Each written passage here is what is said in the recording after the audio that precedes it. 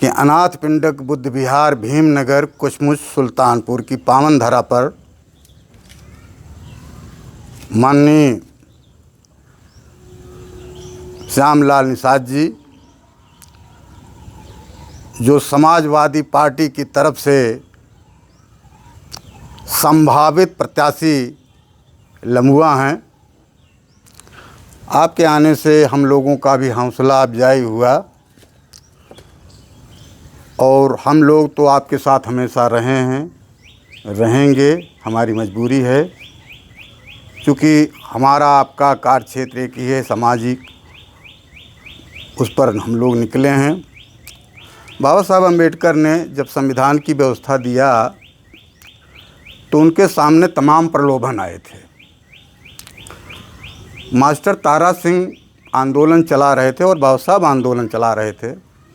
तो मास्टर तारा सिंह जो सरदार पंजाब के थे, उनका एक नज़रिया था कि बाबा साहब अगर आप सिख धर्म स्वीकार कर लेते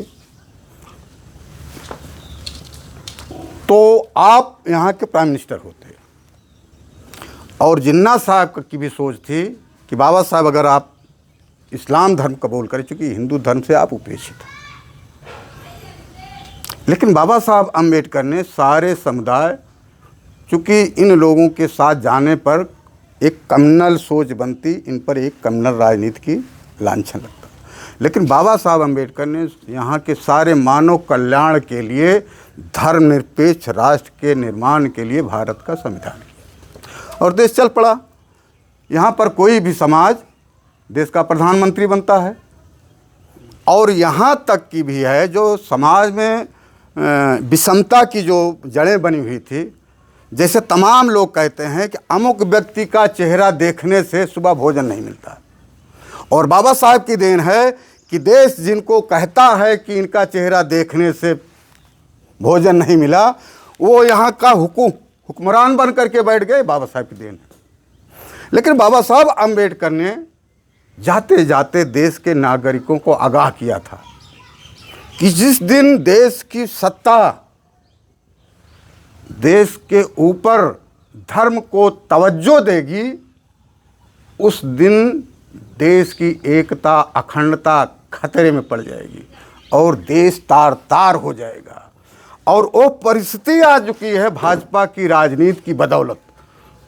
उस राजनीति को अपदस्त करने के लिए हम लोगों ने, जो अम्बेडकरवाद की चर्चाएं चलती है, आप लोग करते हैं, हम लोगों ने बाबा साहब अम्बेडकर के संविधान को बचाने के लिए माननीय अखिलेश यादव से के साथ हम लोग अरसे से खड़े हैं, प्रत्यक्ष या परोक्ष रूप में।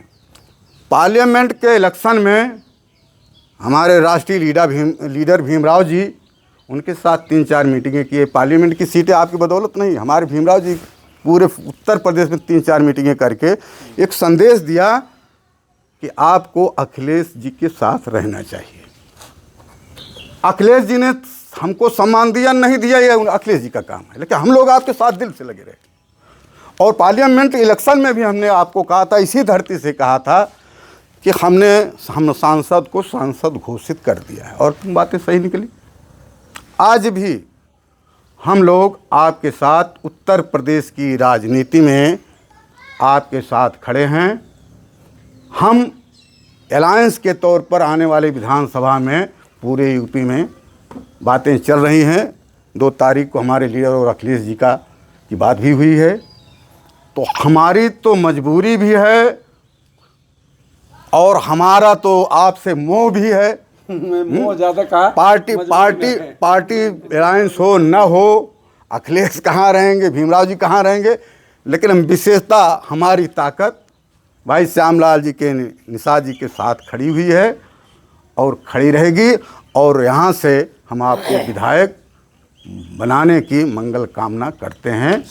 इन्हीं शब्दों के साथ सभी को नमो बुद्धाय।